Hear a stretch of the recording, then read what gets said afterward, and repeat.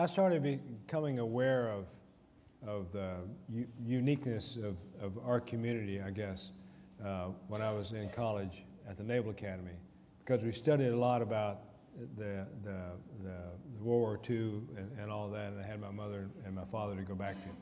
But I did not know about the internment camps in California and I'm sorry, in Colorado, Nevada, and Utah, and in Canada until much later in my career, because we skipped over that in American history in Tennessee and in Florida and at Annapolis. So the knowledge of that was, to come at a later point in life as an adult was pretty stunning, I think. And if you all haven't had the opportunity to visit the National Japan American Memorial Foundation monument here in Washington, you really should. I mean, it will bring you to your knees when you see that monument. So. Okay. Ryu, what about you? Comment? Yeah, so I think the first time well, there are two times that I really felt that I was Japanese American, like not just Japanese, not just American, as a unique kind of identity. The first time was when I was, I think, 12, and I went to, as a junior member to the Japan Karate Association's World Cup on the U.S. team. And until then, I'd sort of, my parents, especially my, had kind of didn't really sort of stress this kind of identity thing. So it was, I just thought I was Japanese and that was it. And there was nothing more to it. And I realized that, and when I went to the World Cup and I fought against the Japanese team. And it was a very interesting sort of, I had a mix of emotions here, and when I was watching the Japanese team fight other teams, I wanted the Japanese team to win.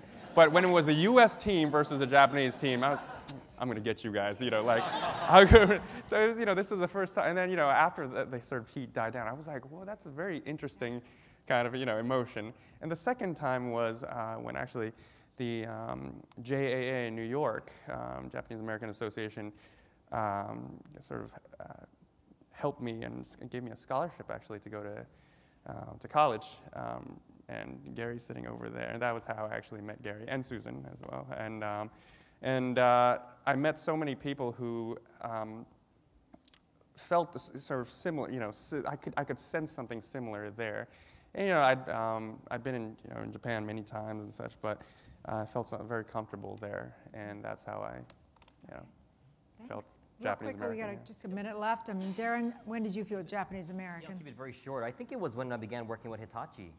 Coming from the United States, but of Japanese descent, I went over there and I was a cool guy. I had this kind of experience that they didn't have but wanted to transfer, and it really made me at that point really kind of understand the differences. So I promise to keep it short.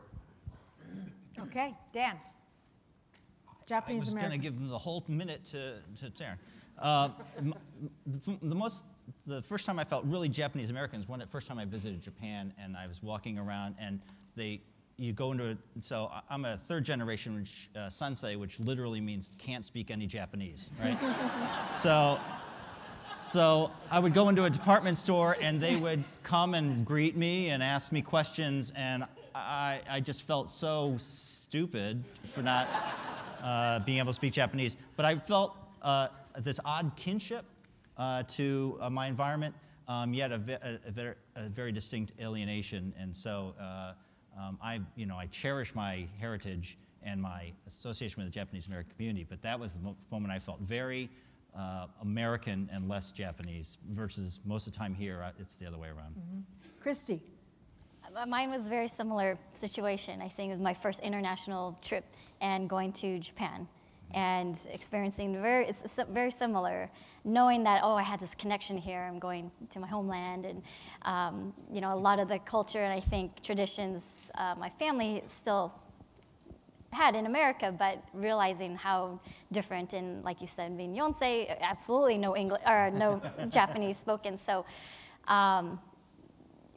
finding a way as a Japanese American who did not speak Japanese, seeing the reaction that you get from the people in Japan, and they kind of don't understand, and they can't put it there, like, okay, why don't you understand us? But I think that's similar. So the words, I'm Sansei, and I don't speak it, but I can say this. Domo arigatou gozaimashita.